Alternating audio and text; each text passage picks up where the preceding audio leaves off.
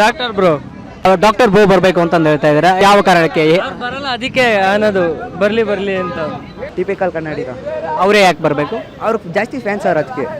ತೇಜಸ್ವಿ ಸೂರ್ಯ ಅವ್ರು ಒಳ್ಳೆ ಇನ್ನೂ ಯೂತ್ ಇದ್ದಾರೆ, ಅವ್ರಂಥವ್ರು ಬರಬೇಕು. ಅವ್ರು ಬರಲ್ಲ, ಹಂಗೆ ನಾವು ಹೇಳ್ತಾ ಇದೀವಿ, ಬಂದರೆ ಕರ್ಸಿದ್ರೆ ಚೆನ್ನಾಗಿರುತ್ತೆ.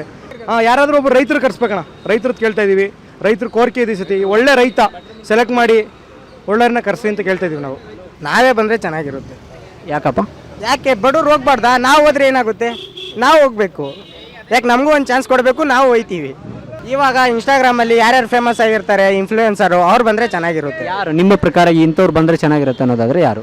ಮಮ್ಮಿ ಅಶೋಕ್ ಇವ್ರು ಬಂದರೆ ಚೆನ್ನಾಗಿರುತ್ತೆ, ಅವ್ರು ಬಂದರೆ ಚೆನ್ನಾಗಿರುತ್ತೆ. ಮಮ್ಮಿ ಅಶೋಕ್ ಅವರೇ ಯಾಕೆ ಬರಬೇಕು? ಅವನು ಹೋದ ವರ್ಷದಿಂದ ಟ್ರೈ ಮಾಡ್ತಾವನೆ ಬಿಗ್ ಬಾಸ್ಗೆ ಹೋಗ್ಬೇಕು ಅಂತ. ಬಿಗ್ ಬಾಸ್ ಮನೆ ಮುಂದೆ ಕುತ್ಕೊಳ್ಳೋದು, ಅಲ್ಲೇ ಅನ್ನದಾನ ನೀಡೋದು, ಅಲ್ಲೇ ಊಟ ಮಾಡೋದು, ಪಲ್ಟಿ ಮಾಡೋದು ಎಲ್ಲ ಅಲ್ಲೇ ಮಾಡ್ತಾನೆ. ಈ ಸತಿ ಅವನೇ ಬರಬೇಕು. ಅಂದರೆ ರೈತರ ಮಕ್ಕಳು ಬರಬೇಕು ಬಿಗ್ ಬಾಸ್ಗೆ ಅಂತ, ಅವ್ರು ಬೆಳಿಬೇಕು ಅಂತ. ಒಟ್ಟಿನಲ್ಲಿ ಎಲ್ಲ ಮಿಡಲ್ ಕ್ಲಾಸ್ ಪೀಪಲ್ಗಳು ಎಲ್ಲ ಅವ್ರಿಗೆ ಆಸೆ ಇರ್ತವೆ ಹೋಗಬೇಕು ಅಂತ.